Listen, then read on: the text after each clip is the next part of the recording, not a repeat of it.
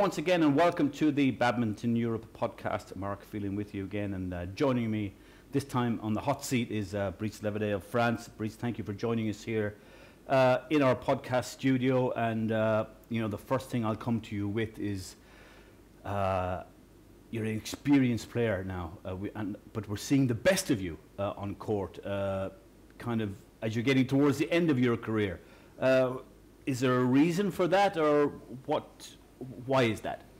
Of course, there is a reason why I'm better now, because as you said, I have experience, but also mostly because we've been working a lot with my coach, Bertrand Gallet from France, since the last maybe 12 years together. So it's been a long way. And I've been also practicing in so many different countries, seeing many different coaches, style of playing, style of culture of badminton. Okay.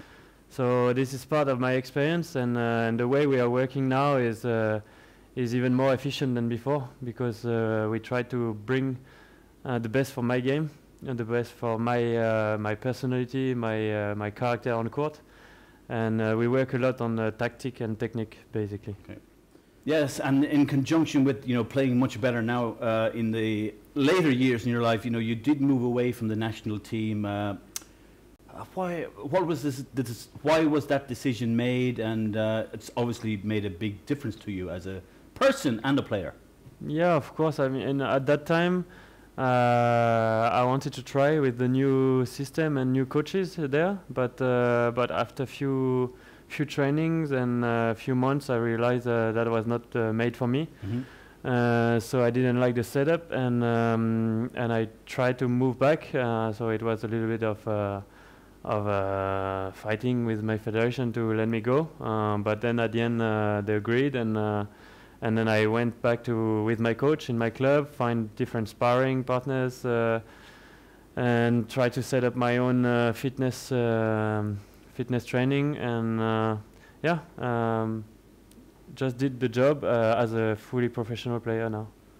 How do you manage that, Brice? Because there's a lot of responsibility comes with that. Sometimes when you're in a federation, you have the protection of a federation from, you probably get free physiotherapy, and tournaments are looked after in terms of all the logistics. Was that a difficult thing to adjust to as an independent player? Yes and no, because in all my life, it was not the only time I did things by myself. I went to tournaments alone in the past. So I know how to handle things, logistics, and talking with the guys to help me for trainings and set up basically all the thing. So at the beginning I was of course in the dark, but then after a few months it was all set up, and I had a deal with my CD to get any courts I wanted for the week. So that's pretty good, because it's hard in France to find free courts. Okay. So yeah, all the setup was there, and obviously the logistic is a bit more work for me, because I have to book everything by myself, flights, hotels, or Airbnb when I do that.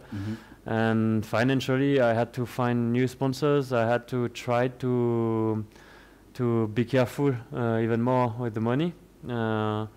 But yeah, sometimes you have ups and downs, and that's life. I mean, sometimes it's you have a sponsor, you have a good deal with your partner on court, and sometimes you are not, so you have to deal with it. And all the time, I think there is always a solution. There is when you have problems, there is some way to solve it, and if there is no solution, then you always have another solution. Like to do anything else than badminton, but I'm not scared about this. Yeah, so I'm getting the impression that this kind of challenge motivates you.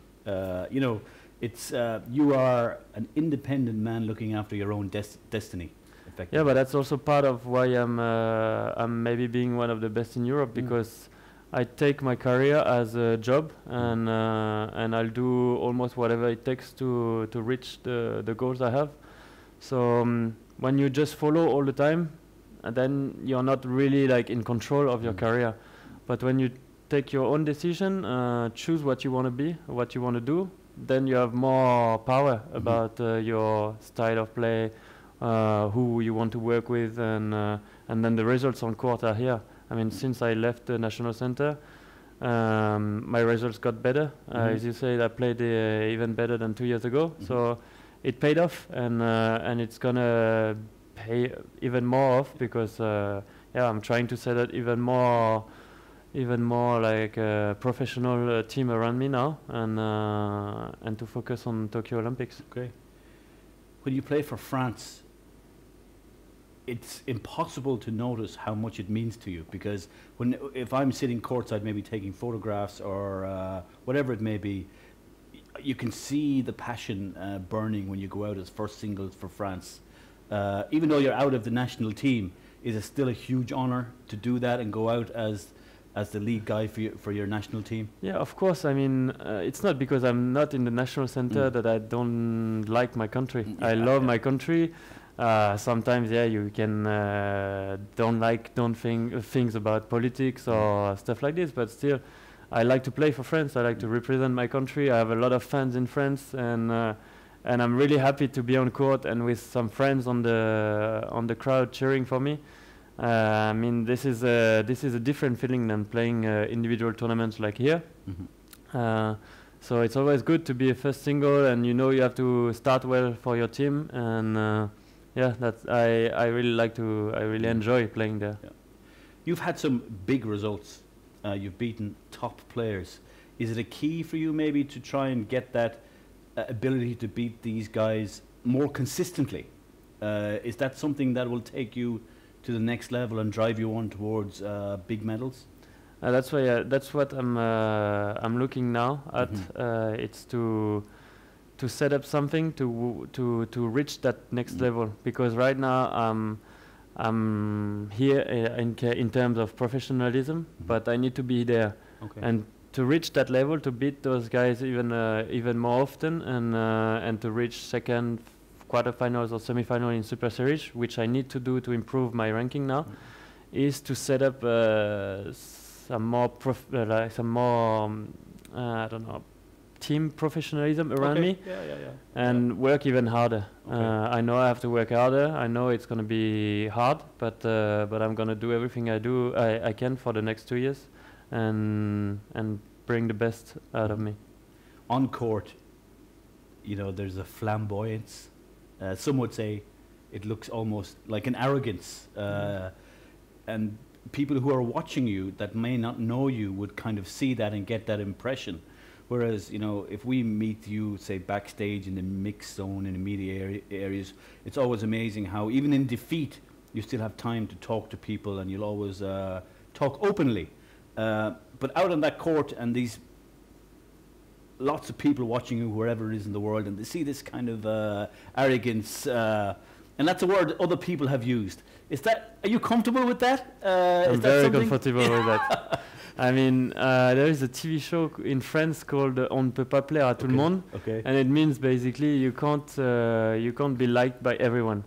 And I want to be myself. I want to play some characters sometimes on court, and if I feel good, if I play good with that character, then do it. Fucking do it. I'm here to play my best. I'm just here for maybe 35 years, until 35 or a little bit more. But I have only one life, so just do what is best for you. And I don't really care what people think. Some people will love it, some people will hate it. Never mind. I'm just happy to be on court and do different style, different jokes or whatever. But at the end of the day, it's the same thing. I try to win, and I try to enjoy. Yeah. Okay. Enjoyment is a key factor in any sport. I assume, but the demands are so high, and if you said it a number of times talking to me here, that you have to work harder. You have to even work harder than you did last week to get a marginal gain, but you still have to enjoy taking that racket out or whatever it is. How do you keep that enjoyment? What is it inside of you that drives you to get up out of bed in the morning and go, I cannot wait, whether it's to go on court and do this multis or whether it's to go running or into the gym? Because I still have things to learn, and that's what motivates me every day to go and practice hard and when I'm with my coach, for example, he was here, and it's been a long time he didn't come with me on the tournament, and it's so nice to have someone who can bring you so much out of your game, out of the tactical game, and I feel like I still have to learn so many things about badminton, and that's why I'm interested, because I know I have still a big margin of improvement.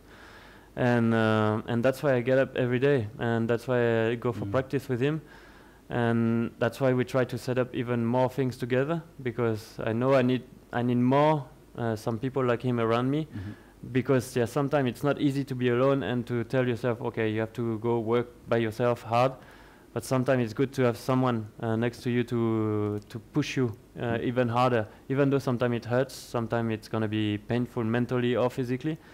But at the end, it's all about the benefits, and I feel like I have a lot to learn. And that's why I like badminton. Okay. I'm, as you said before, I'm a businessman, and I really enjoyed doing something new, because I learned so many things out of it. And in badminton, there is always something new to learn as well. So. To reach your goals, I have to learn more. I have to practice more. I have to work harder. But at the end of the day, as soon as I don't feel any big pain or anything physically, then I like to play badminton.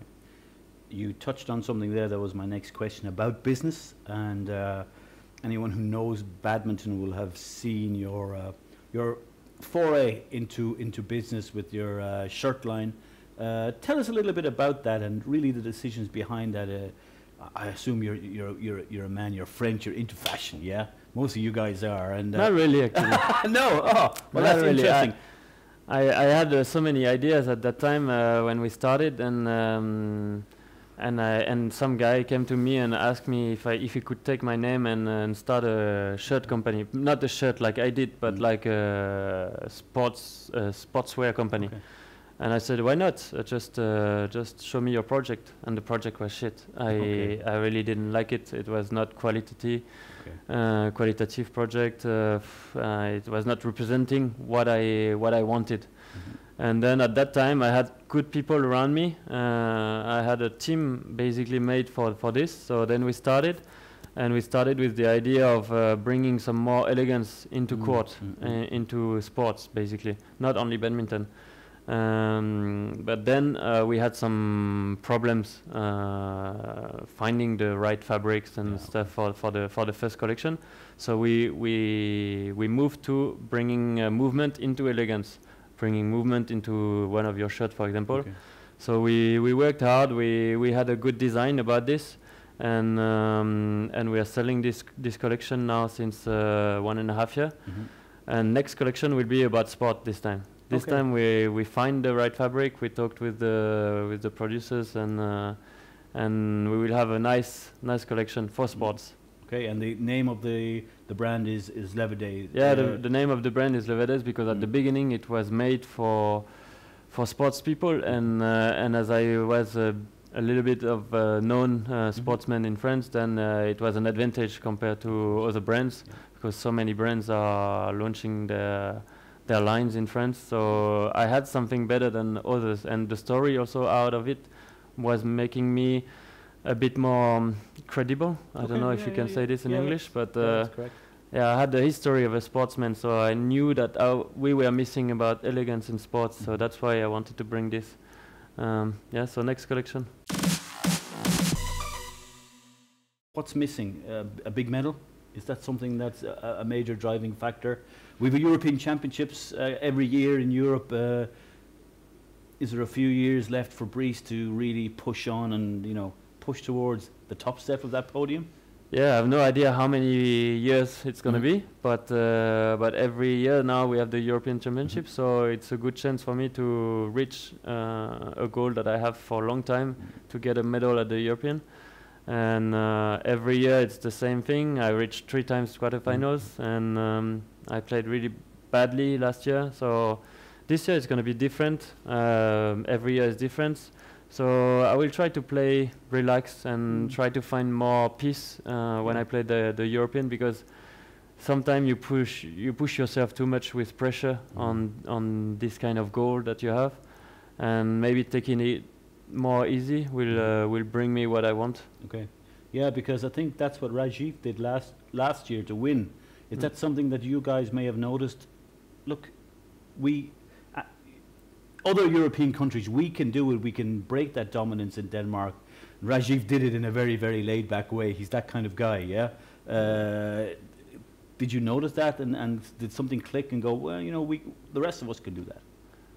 Yeah, of course, like, few people can do that because Danish team is very strong. So we know who can do that. And Raj last year did a very good job because once you beat one Danish guy, then you have to play against the next day another one, and you know they are gonna come all the way to you. So it's hard, and he did it in the right way, I think, to play with cool and not waiting for much, and then he won. Yep. So a European medal would kind of it would be a step, as you said. It would be. I'm looking for steps because, as you said, I was not the best when I was young. I grew up slowly, and I made myself up to top 30 when I was 23, 24. Then I only managed to improve, maybe year by year, but slowly. It was not like a big step all the time. So I know I have small steps to go through again, and I don't know how long it's gonna take, but I know I have a few years left. So. Yeah, you've mentioned Tokyo, so that must be the end goal. Have you thought about life after badminton? Yeah, of course, with business firstly. Yeah, exactly. With the brand and many other things. Would you like to stay involved in the game? I love badminton. Do you see yourself as a coach? I can be a coach. Actually, sometimes I give lessons in France, and I really like to see people improve when I'm giving them advice, because it's another part of badminton. It's giving back what you learn, and it's really nice to see the people improving because of you. So it's another kind of enjoyment. Yeah. You're a kind of philosophical, soulful type of guy. Would I be right in saying that? Is that something you can maybe give to the younger generation, as well as your technical knowledge of badminton? You have this philosophical and soulful way of thinking about it. Is that something that they could benefit from? Yeah, I love talking to the young guys because they are really looking forward to improve, and they really wait for good tactical advice or good technical advice, and sometimes they are lost even, so it's quite nice to come at them and give them piece of advices. Right now it's only piece of advices or like 1 hour lesson or something like this, but once you're done, and then it could be a way for me to begin to keep on going with badminton. Yeah. Do you like being a hero in your country to these young guys, a role model? You know, there's many young French players, especially the boys, would say Brice inspires them. Is that a nice feeling? Of course, it's a nice feeling. I try to be myself, and young boys maybe they want to be like me, but I would not say that to them. If I had to give them an advice, I would say like, you can look at me, you can take good things from Victor, from Li Chongwei, from me, but you have to be yourself. You have to be yourself on court. You have to take what is good from someone, but then take what also you have inside of you. And that's maybe the best advice I could give to the younger generation.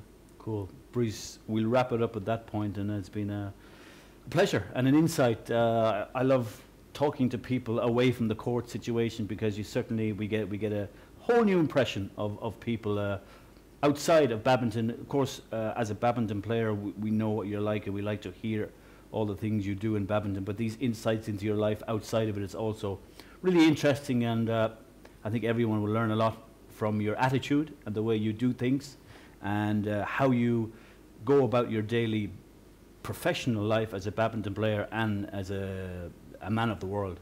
A real many people can look up to you for sure. With that, we will say goodbye, and all that's left for me to do is obviously thank Brice again for his time here with us. Remember to follow us on all our social media channels in Badminton Europe. We are on Facebook, we are on Twitter, we are on Instagram, and don't forget to subscribe on our YouTube channel. And as of now, we are also, all our podcasts are available on iTunes. But until the next time, I'm Mark Phelan for Badminton Europe. Thank you and goodbye.